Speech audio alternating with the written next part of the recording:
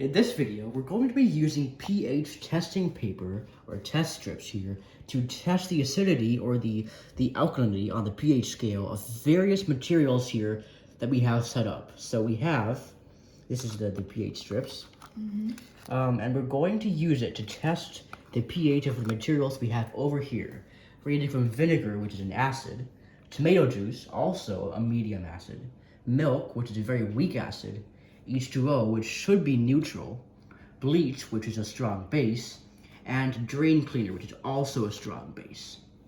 Okay, so before we begin, let's go ahead and see how these pH strips work to begin with.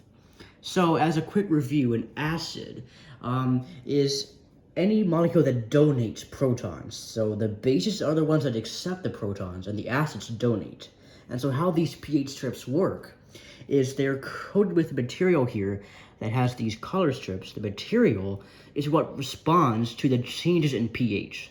So this material will change color depending on whether it's accepting a proton or donating a proton, because if it's an acid or a base, it's going to do different things.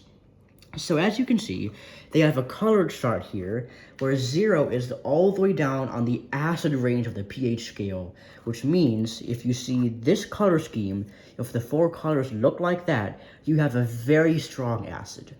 Now here, pH 7 is neutral. It's the color you have right now, basically. It's the default starting position. It's not really a base or an acid, it's just right there in the middle.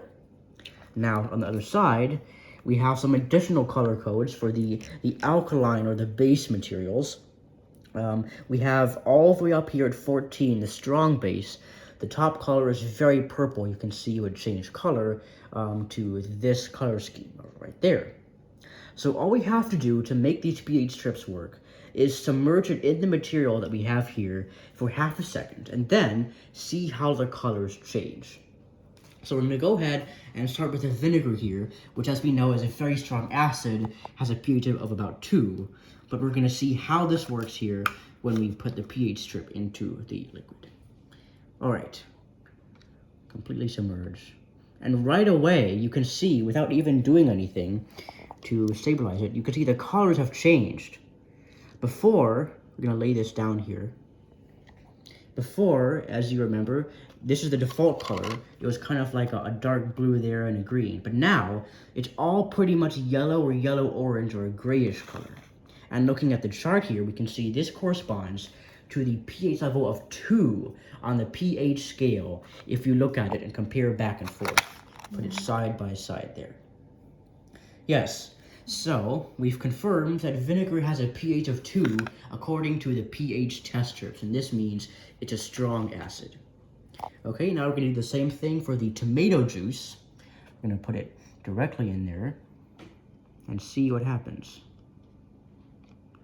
Okay, taking it out, you can see that the red color does distort it kind of, but actually, it does appear to be a similar color as the vinegar. The only difference is you can see the bottom color is darker than the top ones. So it looks similar to the pH of 4 here, where we have the darker square. So we now know that tomato juice has a pH of about 4 on the scale. Okay, now we're going to do the same thing for the milk, which should be a weak acid, but let's see. Okay, now coming out, yes, you can see it basically looks the same as the neutral one. The colors are, you can see the kind of like the dark blue square there is typical of about a 6 or a 7 pH on the scale.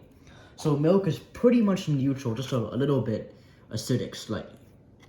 Okay, now we're going to just put the pH strip in regular water here. Now this is tap water, so there may be some calcium or other contaminants, but let's see what the pH strip says.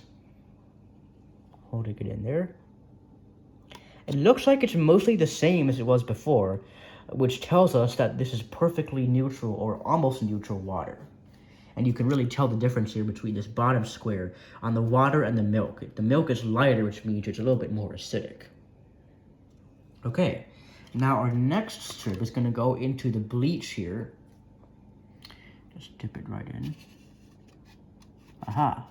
All right, so if you go ahead and look in there, you can see we have a purple there on the top strip. We're going to go ahead and come out And as you can see, flipping over to the alkaline side, this corresponds to maybe about a pH of 10 to 12 on the scale. You can see the dark purple and the green there, which tells us that it's a strong base, which is what bleach is. Okay, now our final test is going to be the drain cleaner. So we're going to put the strip into here and see how it reacts. Okay, coming out. Okay, so let's go ahead and compare this. We have what looks like a green square on the bottom, which tells us this is actually a moderate acid. So this drain cleaner has a pH of about 5 because we have this kind of greenish square there, then kind of like a lime color. So pH of about 5 or 6 for this here drain cleaner. Okay, and there we have all 6 pH strips there, which we've used to measure the pH of various materials. And we saw how the chemistry behind that worked with the bases and the acid, and how the material on the pH paper responds to accepting or donating those protons.